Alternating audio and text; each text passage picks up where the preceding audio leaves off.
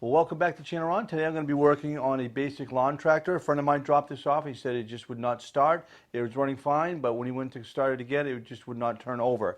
Told him to go ahead and drop it off and I'd take a peek at it. I got a pretty good idea what's wrong with it. It's going to be the relay, but I'm going to go through the steps on how to diagnose it first. So let's go ahead and get started.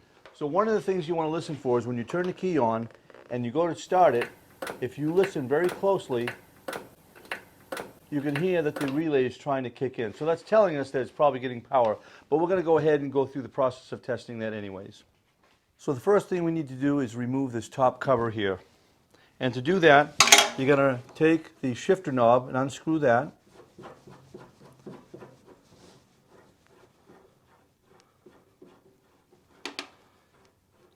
Then you're going to have a couple of 3/8 bolts on either side. Go ahead and remove those.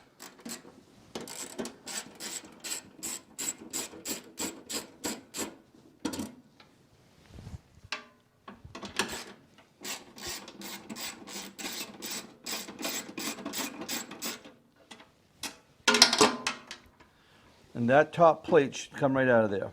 There's a lip here, so you want to unslide that. So go ahead and do that. Now before you can pull that out, there may be a wire right here that you're going to have to unplug. It's a safety button basically, so you can't put it in reverse and be mowing at the same time. So go ahead and get rid of that. And now that's going to reveal the relay that we have down here. So all you have to do to test this is this wire that plugs into the relay, you're going to unplug that. Okay, and you're going to take your test light. You're going to put one end of your test light on the negative side of your battery, and then the other side of that test light you're going to put onto that connection right there. All right. Now if I go ahead and turn that on, go to start it, you'll see the light lights up. So that's telling us that we have a circuit. Everything is fine. The fuse is fine. Everything is fine. And again, I could very, very lightly hear it click. So we know that this solenoid here is bad. So before we go any further, what you want to do is you want to disconnect the battery itself.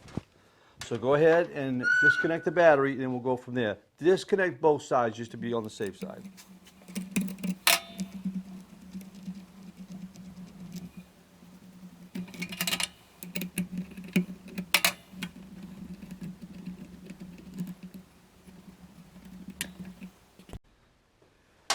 Okay, once the battery is all disconnected, now we can go ahead and disconnect the solenoid cell.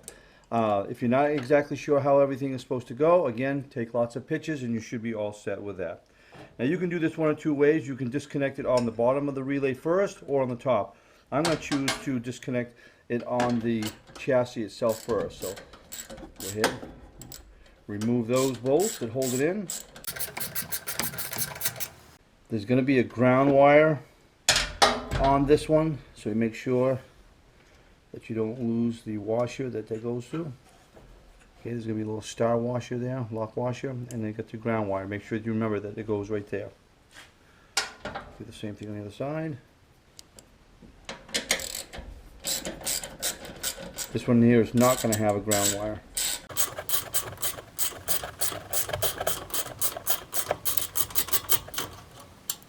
So now we have the high voltage side and the low voltage side. When I say high voltage, this is the low voltage here. Okay, we've already unplugged that. The high voltage, the battery is going to come in this side, and then this side goes directly to the starter. So we'll go ahead and remove that. Doesn't matter which one first. And like I've said before, this is always a lot easier when you don't have a camera kind of in your way. You usually kind of get in there a little bit easier than this. Remove that knot. Go ahead, pull that wire out of there. Whoops, I just dropped the washer, so I gotta go get that. And actually it's not gonna matter because the new solenoid comes with a washer. So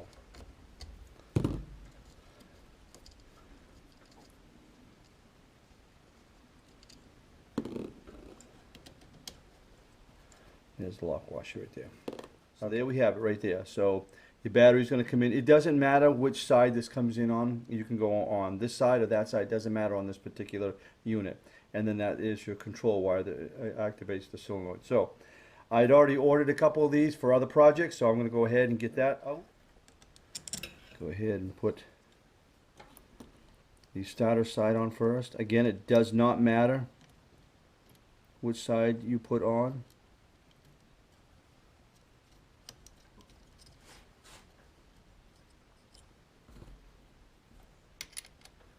What does matter is making sure that you have the battery disconnected, so while you're doing this, if you accidentally bump something, you're not going to short something else or cause any kind of a problem.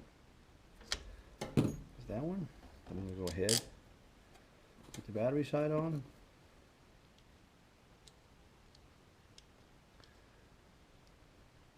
Actually, I don't want to use the old one, I'm going to use the new one. I got them. New lock washer, new nut.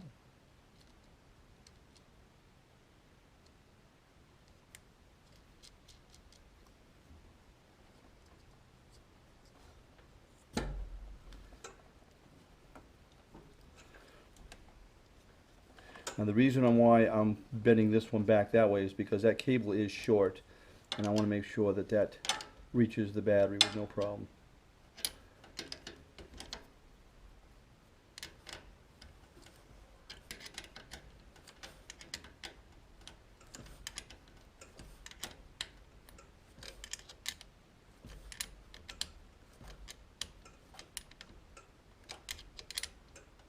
All right, let's go ahead and put the relay back in.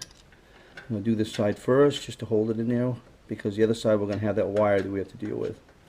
Let's get that started.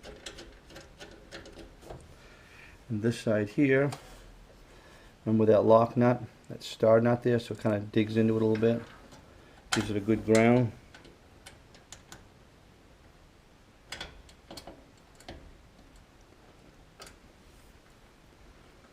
I know my hands are right in the way here, that's what makes it tough.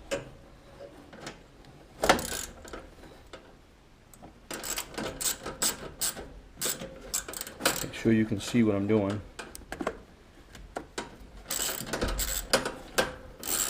Alright, let's snug those down.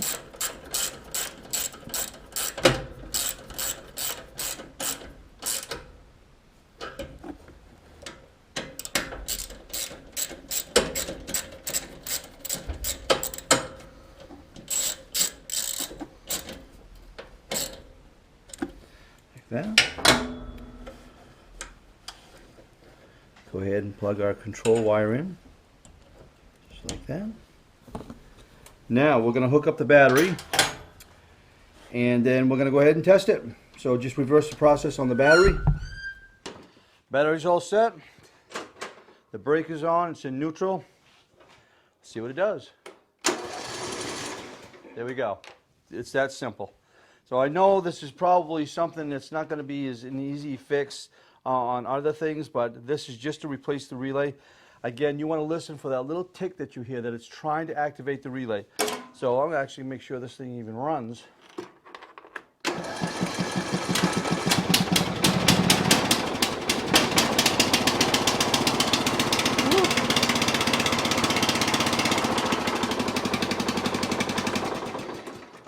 There it is. So all we need to do now is kind of reverse the process, put this all back together. Remember your control wire for the safety latch. So make sure you plug that in, get that all straightened out. Do not deactivate any of the safety mechanisms on these machines. Even though, you know, the people that are driving them, they may understand this, but you do not want to be liable for anybody getting hurt on these machines. So if anybody ever asks you to deactivate something, refuse them, because you don't want to be responsible for anybody getting hurt. So go ahead, put these screws back in, just like that. I'm sorry, the bolts. Put the bolts back in.